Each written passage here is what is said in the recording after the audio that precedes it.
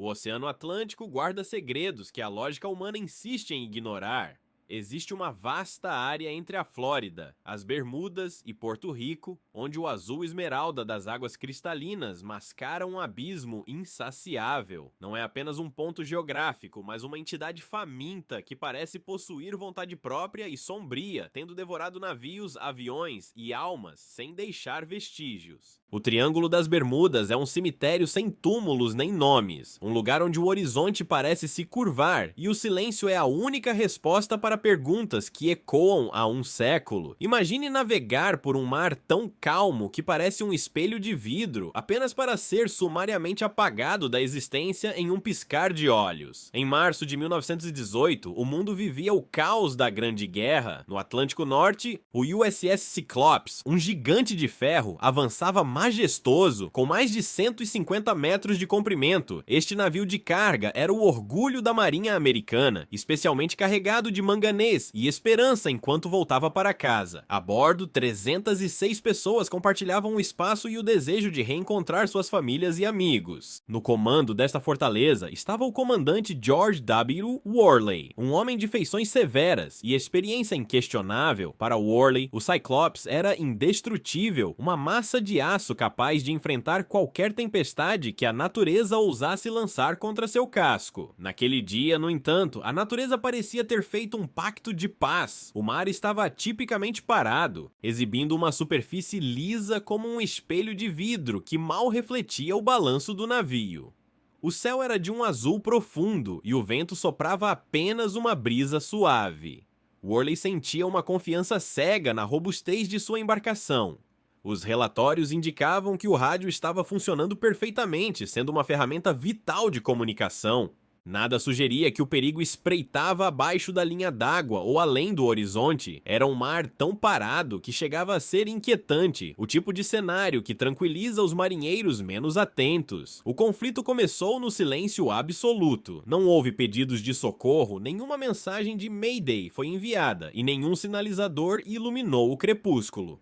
O USS Cyclops simplesmente parou de existir nos radares da história náutica. Em um momento, ele era uma massa de aço. No momento seguinte, restava apenas o vazio indiferente do oceano. Quando o navio não chegou ao seu destino em Baltimore, o pânico se espalhou. Buscas foram organizadas, cobrindo milhares de milhas quadradas. Navios de resgate vasculharam o oceano em busca de um bote salva-vidas, uma mancha de óleo negro ou um pedaço de madeira. Mas a busca resultou em nada, sem destroços, sem sobreviventes, sem respostas. O desaparecimento súbito deixou um rastro de angústia. 306 famílias esperaram por entes queridos que nunca desembarcaram, sentindo o peso do vazio deixado para trás. Não houve um adeus, não houve corpos para enterrar. Apenas o peso de um mistério que o tempo jamais preencheu. A Marinha admitiu em um relatório oficial que o destino do navio era um dos segredos mais desconcertantes já enfrentados. Como um navio daquele porte poderia desaparecer sem deixar vestígios em águas tão serenas e calmas? Antes de continuarmos essa jornada pelo desconhecido, inscreva-se no canal e conte para nós nos comentários de onde você está assistindo. Sua presença é fundamental enquanto mergulhamos mais fundo nestas águas enigmáticas. O que torna o caso do USS Cyclops tão aterrorizante é a revelação de que ele foi apenas o começo de um padrão que desafia a lógica e a física terrestre. O Triângulo das Bermudas começou a cimentar sua reputação com sangue, provando que a tecnologia é frágil quando se cruza certas coordenadas invisíveis. O Gigante de Ferro foi a primeira peça de um quebra-cabeça que desafia a razão, preparando o cenário para algo ainda mais inexplicável que ocorreria décadas depois, nos céus, onde o controle humano se provaria nulo diante do absoluto inexplicável que aguarda silenciosamente nas sombras densas do vasto oceano. O dia 5 de dezembro de 1945 começou com a promessa de uma tarde tranquila na estação aeronaval de Fort Lauderdale. O céu da Flórida exibia um tom de azul tão puro que qualquer pensamento sobre tragédia parecia um absurdo completo para os marinheiros em terra. 5 bombardeiros TBM Avenger, máquinas de guerra robustas que haviam sobrevivido aos horrores do Pacífico, estavam prontos para a missão de treinamento conhecida como Problema de Navegação número 1. À frente frente da formação estava o tenente Charles Taylor, um instrutor veterano com um histórico de voo impecável e milhares de horas de experiência prática em combate. Para os jovens pilotos sob seu comando, Taylor era a personificação da segurança, um guia experiente que os levaria através das nuvens e os traria de volta para o jantar, ignorando que o destino já havia traçado uma rota sem retorno para todos eles. A decolagem ocorreu sem incidentes visíveis, com os motores radiais rugindo poderosamente enquanto deixavam para trás a costa e mergulhavam sobre a vastidão do Atlântico. No entanto, o que deveria ser um simples exercício de rotina rapidamente se transformou em um pesadelo atmosférico inexplicável. Cerca de 1h30 após a partida, as transmissões de rádio começaram a apresentar uma distorção estranha e perturbadora. Não era apenas interferência estática comum, era o som do pânico absoluto filtrado pelo metal e pela distância. A voz de Charles Taylor, antes firme e autoritária, agora soava fragmentada e carregada de uma desorientação profunda que gelava a espinha dos operadores. Ele relatou com voz trêmula que ambas as suas bússolas haviam parado de funcionar simultaneamente, algo estatisticamente impossível, lançando toda a esquadrilha em um labirinto invisível no meio do Oceano Azul. O cenário descrito por Taylor através do rádio era surreal e desafiava qualquer lógica meteorológica terrestre. Ele não conseguia mais distinguir o horizonte dos seus instrumentos. O céu, segundo suas palavras desesperadas, havia se tornado uma massa branca e brilhante, enquanto o oceano abaixo parecia ter mudado de cor, perdendo a familiaridade do azul profundo para se tornar algo estranho e leitoso. A desorientação espacial tomou conta da esquadrilha de forma avassaladora. Os jovens alunos, ouvindo o medo crescente na voz de seu instrutor, começaram a questionar sua própria localização física. Eles acreditavam estar sobre as Ilhas Keys, mas a terrível realidade era que estavam sendo empurrados para o leste, diretamente para o coração faminto do mar. O triângulo estava, naquele momento, distorcendo não apenas os instrumentos, mas a própria percepção de realidade daqueles homens exaustos. Na base em terra firme, os operadores ouviam impotentes enquanto a discussão frenética entre os pilotos aumentava em volume e desespero. Se ao menos pudéssemos ver o sol, diziam deles em tom de lamento. Mas o sol parecia ter sido engolido por aquela névoa inexplicável que Taylor descrevia com horror.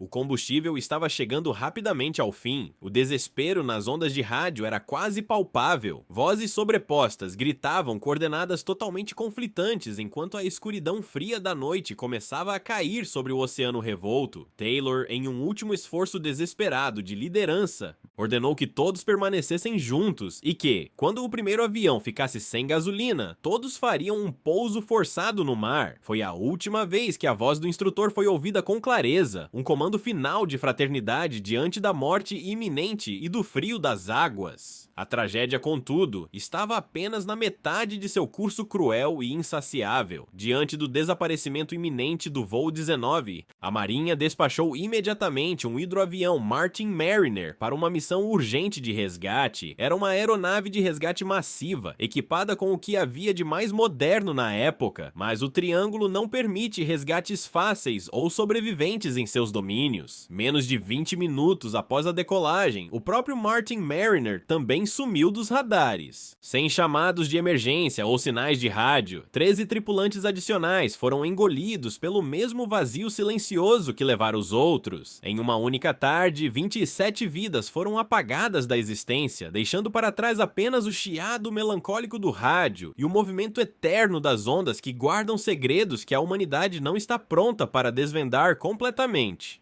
A noite caiu sobre o Atlântico com um silêncio opressor que nenhum radar conseguia penetrar.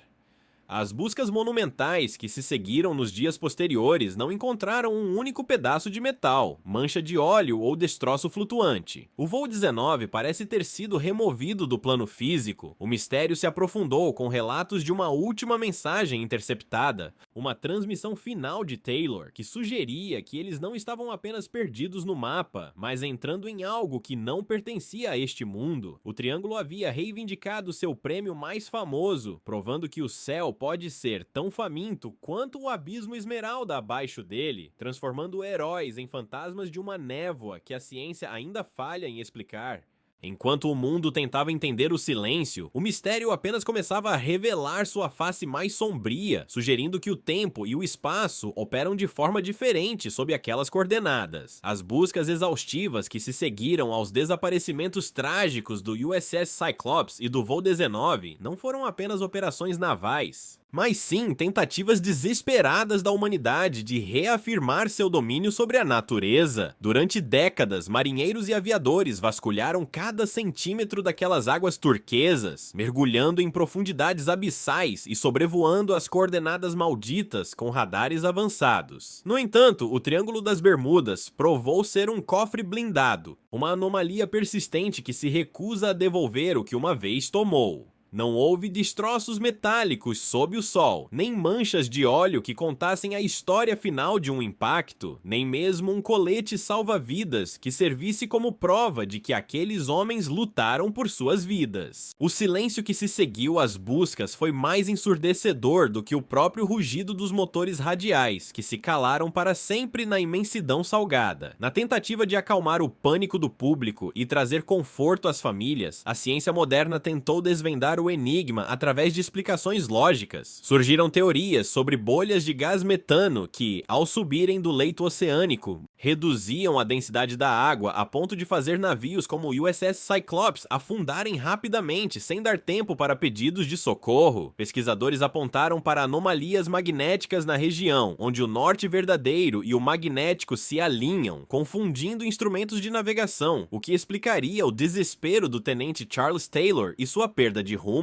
Fala-se também de ondas vagabundas que surgem do nada para engolir embarcações, mas, embora essas explicações tragam um verniz de lógica, elas falham em explicar a névoa branca que Taylor descreveu, ou a sensação de que o próprio tempo estava se dobrando de forma impossível sobre si mesmo naquele dia. Relatos de pilotos modernos continuam a alimentar a lenda, trazendo detalhes sobre a névoa eletrônica. Sobreviventes descrevem entrar em nuvens que parecem vivas, onde equipamentos eletrônicos morrem e o relógio parece avançar minutos em segundos, desafiando as leis da física. Essa distorção temporal sugere que o triângulo não é apenas um lugar físico, mas uma falha no tecido da realidade. O verdadeiro horror dessas águas não reside na morte física, mas na anulação completa da existência humana. Quando alguém desaparece no triângulo, não deixa um rastro de dor palpável, deixa um vazio absoluto, uma interrogação eterna que atravessa gerações sem encontrar resposta. É a sensação de ser apagado da história humana, como se aquela alma nunca tivesse realmente respirado, sonhado ou amado em solo firme.